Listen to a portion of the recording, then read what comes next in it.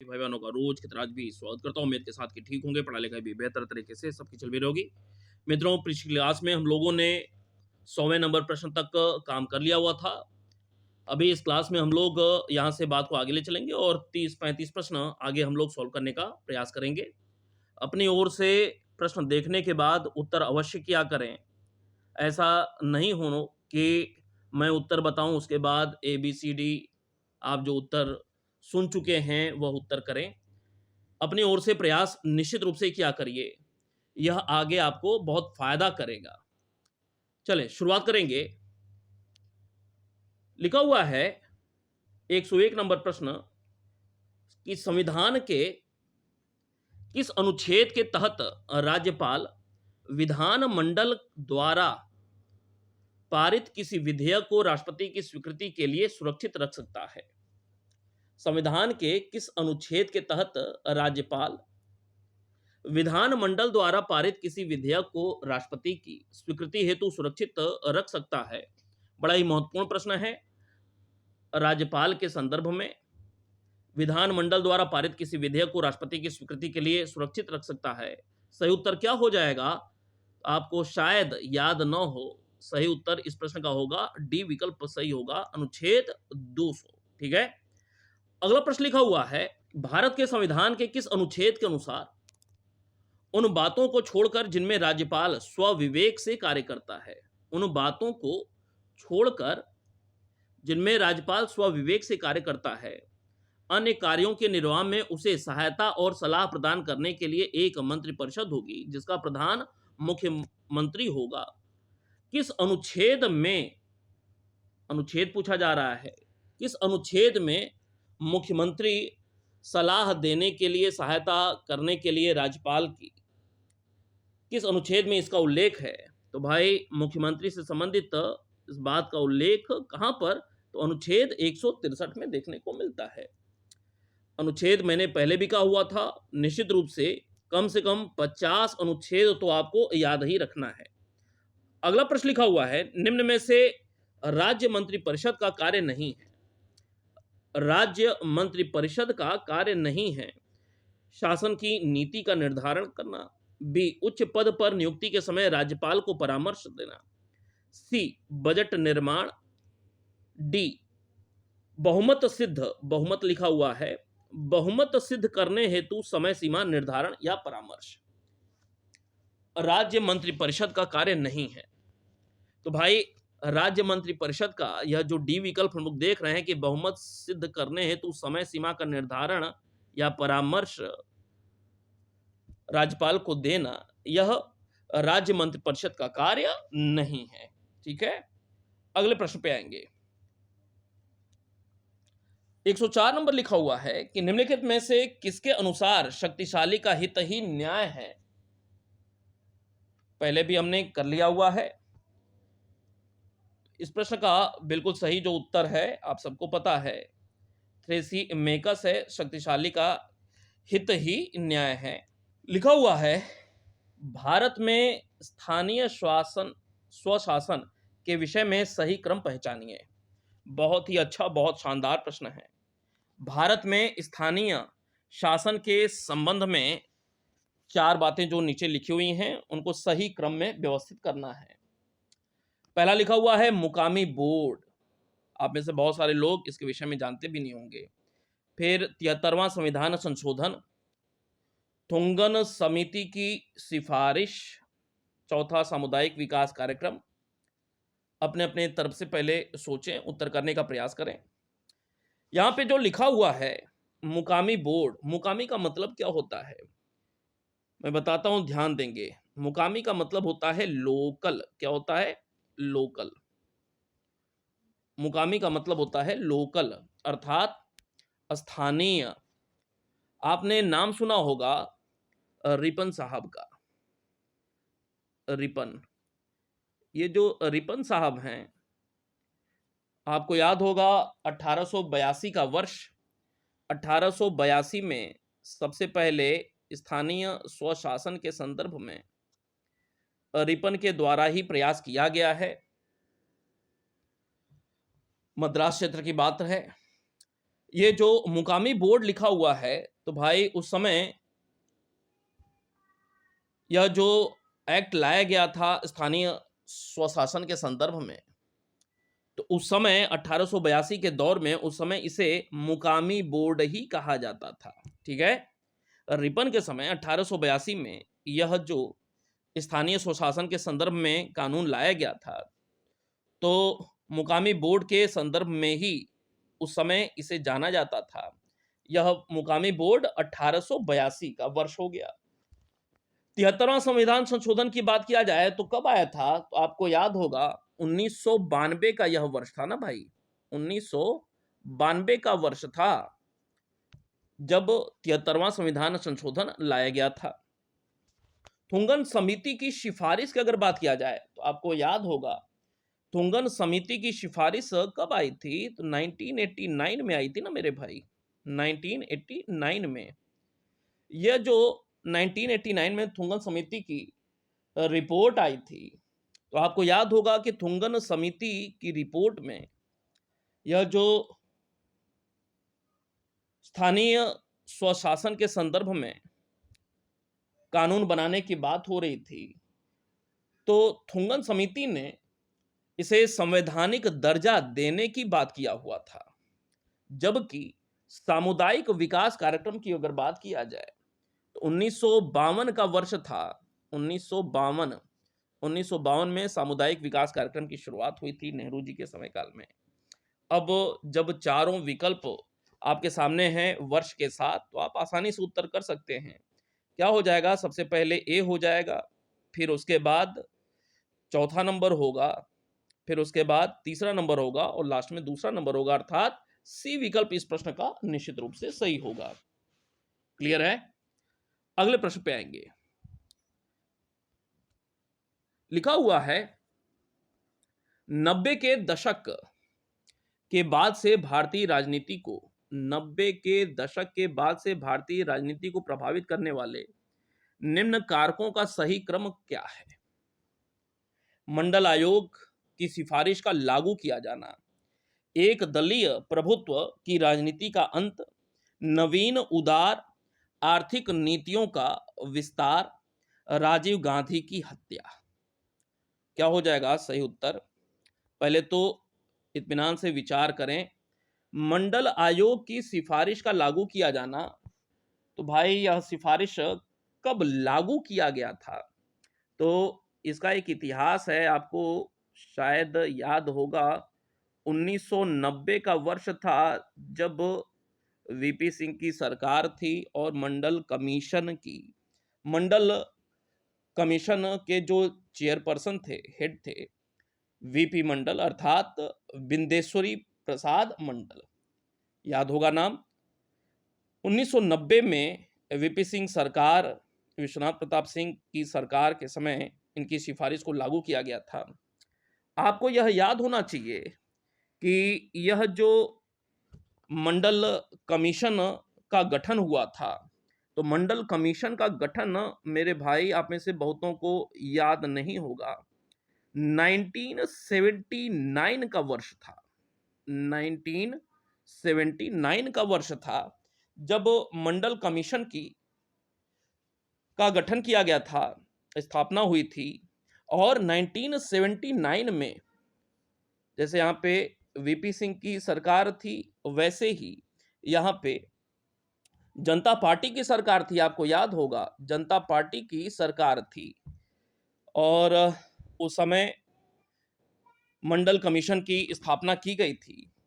एक और प्रश्न निकल करके आता है कि मंडल आयोग ने अपनी रिपोर्ट कब दिया हुआ था? तो भाई रिपोर्ट की जब हम लोग बात करते हैं तो यह वर्ष भी याद रखिए 1980 में। कब? 1980 में अपनी रिपोर्ट मंडल कमीशन ने दिया हुआ था और रिपोर्ट दिए जाने के 10 वर्ष बाद इसे लागू किया गया था।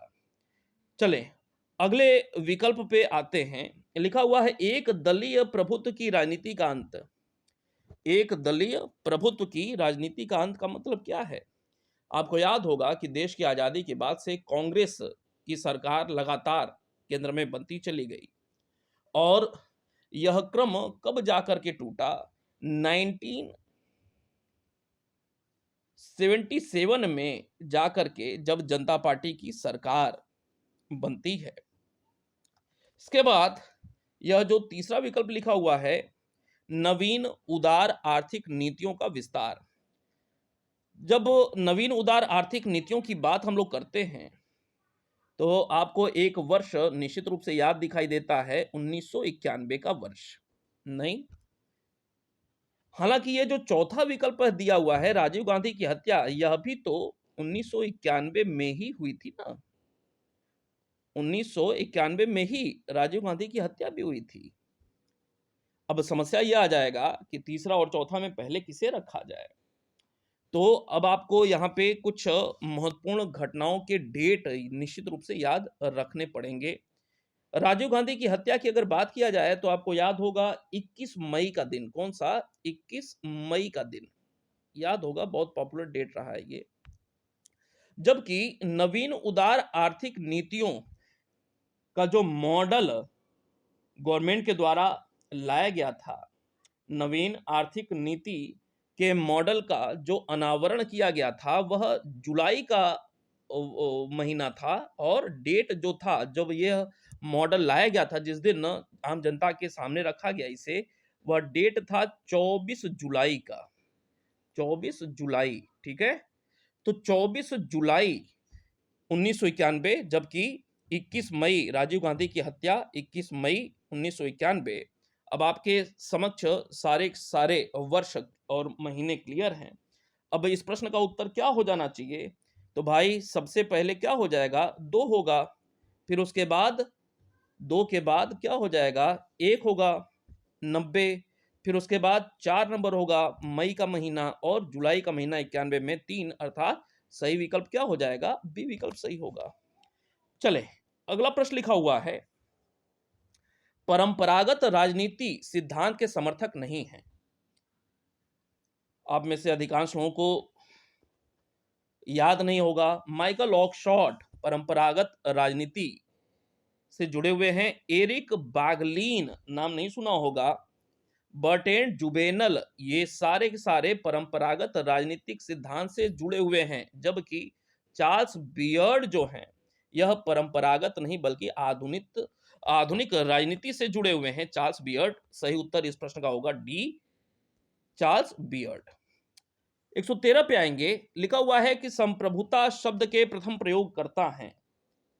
संप्रभुता शब्द के प्रथम प्रयोगकर्ता कौन है? आसान सा तथ्य है, सबको याद होगा, जीन बोदा संप्रभुता शब्द के प्रथम प्रयोगकर्ता है। नहीं, चले, अगला प्रश्न लिखा हुआ है, पीटर मर्केल ने, नाम याद रखिएगा, राजनीतिक सामाजिकरण की प्रक्रिया के आधार पर, इसके राजनीतिक सामाजिकरण की प्रक्रिया के आधार पर किसी व्यक्ति के जीवन की 4 अवस्थाएं बताई हैं। इनमें सबसे अंतिम अवस्था पूछा जा रहा है। अब आप में से शायद ही किसी को पता हो 4 अवस्थाएं, पीटर मर्केल का नाम, ये सब आसान है नहीं, समझिएगा। तो 4 अवस्थाएं कौन कौन सी हैं? तो इसमें सामाजिक विश्वास, फिर पहचान का संकट, फिर स्वायत्तता का बोध, और लास्ट में आत्मीयता का बोध। ठीक है, यह 4 अवस्थाएं हैं। इनमें अंतिम अवस्था कौन सी है? तो यह जो बी विकल्प दिया हुआ है ना, आत्मीयता का बोध होना, यह अंतिम चौथी अवस्था पीटर मर्केल ने बताई है किसी व्यक्ति के जीवन की। चले, इनकी माता भी बहुत ही फेमस एक पर्सनालिटी रही हैं, टेरेसा मर्केल। चलें, 115 की बात करेंगे।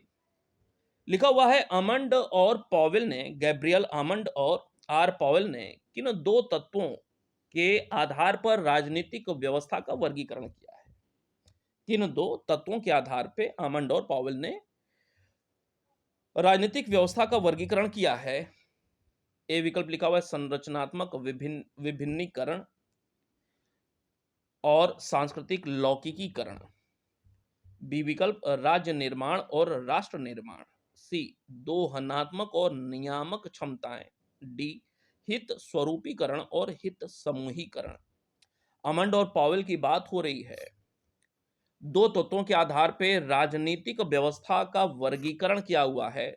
कौन कौन सी वह दो तत्व हैं? संरचनात्मक विभिन्नीकरण और सांस्कृतिक लौकिकीकरण। यह दो तत्वों के आधार पर इन्होंने राजनीतिक व्यवस्था का वर्गीकरण किया हुआ है। 16 नंबर लिखा हुआ है कि पहली बार राष्ट्रपति शासन लागू किया गया था। भारत की बात हो रही है, भारत में राष्ट्रपति शासन। तो भाई आप सबको जानकारी होनी चाहिए कि भारत में सबसे पहले वह जो प्रांत है वह है पंजाब।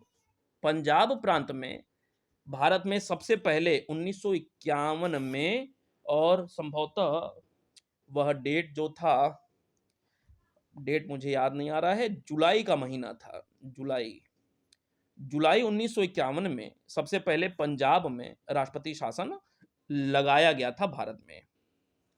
17 नंबर लिखा हुआ है कि पंचायती राज संस्थापन को संवैधानिक दर्जा कौन से अनुच्छेद के अंतर्गत दिया हुआ है? आसान सा प्रश्न है। पंचायती राज से संबंधित संवैधानिक दर्जा के प्रकरण में अनुच्छेद कौन सा? तो अनुच्छेद 243। आसान सा प्रश्न है। अगला प्रश्न लिखा हुआ है, मोहम्मद अली जिन्ना द्वारा द्विराष्ट्र सिद्धांत का प्रतिपादन किया गया था। आप सबको याद होगा लाहौर का अधिवेशन 1940। द्विराष्ट्र सिद्धांत मोहम्मद अली जिन्ना के द्वारा दिया गया था। नहीं, चलें अगला प्रश्न लिखा हुआ है 119 नंबर, कार्यपालिका का सबसे महत्वपूर्ण कार्य क्या है? देश का प्रशासन चलाना। कार्यपालिका की बात हो रही है भाई। कार्यपालिका का कार्य अलग, न्यायपालिका का अलग, विधायिका का अलग। विधायिका का कार्य होता है विधान बनाना देश हित में, और कार्यपालिका का अर्थ क्या होता है? कार्य क्या होता है? प्रशासन चलाना। सही उत्तर क्या हो जाएगा? देश का प्रशासन चलाना। ठीक है। 120 की बात करेंगे। लिखा हुआ है अधिनायक तंत्र में अधिनायक जो होता है वह संविधान के बाहर जाकर सत्ता ग्रहण करता है। अधिनायक तंत्र में अधिनायक संविधान के बाहर जाकर सत्ता ग्रहण करता है। किसका कथन है? तो आपने अमेरिकी राष्ट्रपति फोर्ड का नाम सुना होगा। यह कथन किसका है? फोर्ड का कथन है। याद रहेगा, इसका फोर्ड का कथन है। अगला प्रश्न लिखा हुआ है, दादा भाई नौरोजी माने जाते हैं। दादा भाई नौरोजी माने जाते हैं तो क्या माने जाते हैं भाई? ए भारतीय राष्ट्रवाद के आर्थिक सिद्धांतकार, सामाजिक सिद्धांतकार, विधिवादी सिद्धांतकार, गर्म सिद्धांतकार। तो क्या हो जाएगा? 1867 का वर्ष याद ही होगा आपको। आर्थिक सिद्धांतकार नहीं, चले ए विकल्प सही होगा। 22 की बात करेंगे। लिखा हुआ है कि वयस्क मताधिकार को जाति के भूमिका विस्तार का कारण स्वीकार करने वाले हैं कौन है? वयस्क मताधिकार को जाति के भूमिका विस्तार का कारण स्वीकार करने वाले, तो भाई इनका नाम है विनोबा भावे। कौन? विनोबा भावे। वयस्क मताधिकार को जाति के भूमिका का विस्तार करने का कारण बताने वाले कौन हैं? विनोबा भावे। अगला प्रश्न लिखा हुआ है 123 नंबर, भारत का 100वां संविधान संशोधन। बांग्लादेश भारत के संदर्भ में 41 वर्षों से मामला लटका पड़ा हुआ था। नहीं, तो आपको याद होगा 100वां संविधान संशोधन भारत बांग्लादेश की सीमा से जुड़ा हुआ रहा है। और आपको याद यह भी होना चाहिए कि मोदी जी पीएम बन चुके थे और उसके बाद ही 2015 में यह 100वां संविधान संशोधन पारित किया गया था। 2015 का वर्ष था। अगले प्रश्न पे आएंगे। 124 नंबर लिखा हुआ है, निम्नांकित में से पूर्व सोवियत संघ की साम्यवादी पार्टी का निम्नतम संस्तर क्या था? तो ये जो कम्युनिस्ट पार्टी होती है ना, इसका टॉप का जो लेयर होता है उसे पोलित ब्यूरो कहा जाता है। क्या कहते हैं? Polit bureau. मतलब कुछ लोगों का समूह जो कि संपूर्ण पार्टी के लिए सबसे ऊपरी स्तर पर बैठ करके नीति निर्माण का कार्य कर रहे हैं। जबकि यहाँ पूछा हुआ है निम्नतम स्तर, तो निम्नतम कहाँ होगा? तो भाई जिले स्तर पे, जिले में निम्नतम स्तर देखने को मिलेगा। क्या कहा जाता था? तो पूर्व सोवियत संघ की कम्युनिस्ट पार्टी का निम्नतम संस्तर क्या था? प्राथमिक दलीय अंग। क्या था? प्राथमिक दलीय अंग। चले 125 नंबर लिखा हुआ है कि निम्नलिखित में से विधि के शासन के लिए नुकसानदेह है। विधि के शासन के लिए नुकसानदेह है। क्या नुकसानदेह है? न्यायिक पुनरावलोकन, न्यायिक सक्रियता, कानून की उचित प्रक्रिया, कानून द्वारा स्थापित प्रक्रिया। तो भाई विधि के शासन के लिए नुकसानदेह क्या होगा? कोशिश करें, बताएं। क्या कानून द्वारा स्थापित प्रक्रिया? नहीं। कानून की उचित प्रक्रिया? नहीं। न्यायिक पुनरावलोकन कब होगा? जब न्यायिक सक्रियता होगी। सही उत्तर क्या हो जाएगा? यह बी विकल्प होगा। विधि के शासन के लिए नुकसानदेह क्या है? न्यायिक सक्रियता, क्योंकि जुडिशियल जो रिव्यू होगा एक्टिवनेस की वजह से, वही तय करेगा कि यह विधि सम्यक है, उचित है या नहीं। ठीक है, अगले प्रश्न पे आएंगे। लिखा हुआ है उदार लोकतंत्र में कौन सा कृत्य राजनीतिक दल का नहीं है? उदार लोकतंत्र में कौन सा कार्य राजनीतिक दल का नहीं है? ऐसे जो छोटे छोटे अभी टॉपिक हैं उनके संदर्भ में भी जैसे ही हम लोग यह विचारकों वाला पोर्शन कंप्लीट करेंगे ना, तो ऐसे छोटे छोटे बहुत सारे टॉपिक निकलते हैं। अभी उन पे भी आपको क्लासेज उपलब्ध कराऊंगा, निश्चिंत बने रहें। राजनीतिक दल का उदार लोकतंत्र में कौन सा कार्य नहीं है? क्या हित समूहन होगा? कार्य नहीं है। ठीक है, हित समूहन निश्चित रूप से होगा। निर्वाचक वर्ग को संगठित करना क्या होगा? निश्चित रूप से हाँ है। नहीं है पूछा जा रहा है। राजनीतिक भर्ती करना? हाँ निश्चित रूप से करना। कौन सा नहीं है? लॉबिंग करना उदार लोकतंत्र में राजनीतिक दल का यह कृत्य नहीं है। ठीक है, चले 27 नंबर लिखा हुआ है राजनीतिक विकास के निम्नलिखित लक्षणों का सही अनुक्रम है।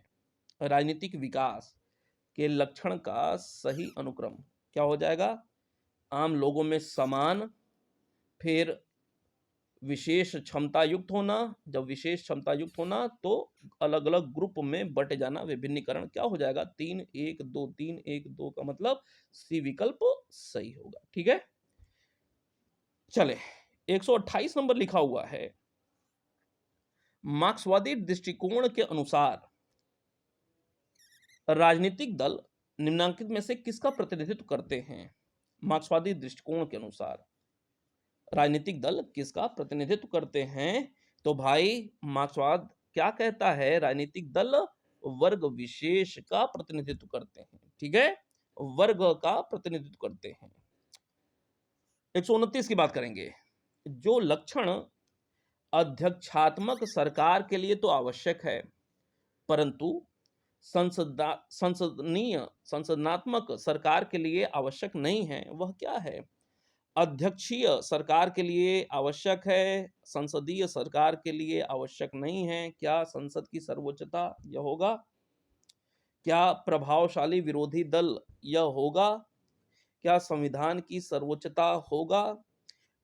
यह जो डी विकल्प दिया है कार्यपालिका की निश्चित अवधि, यह संसदीय व्यवस्था में नहीं देखने को मिलता है। अध्यक्षीय व्यवस्था में तो यह बिल्कुल फिक्स होता है, संसदीय व्यवस्था में कभी भी सरकार गिर सकती है। ठीक है, चलें 130 की बात करेंगे। लिखा हुआ है संसदीय शासन व्यवस्था में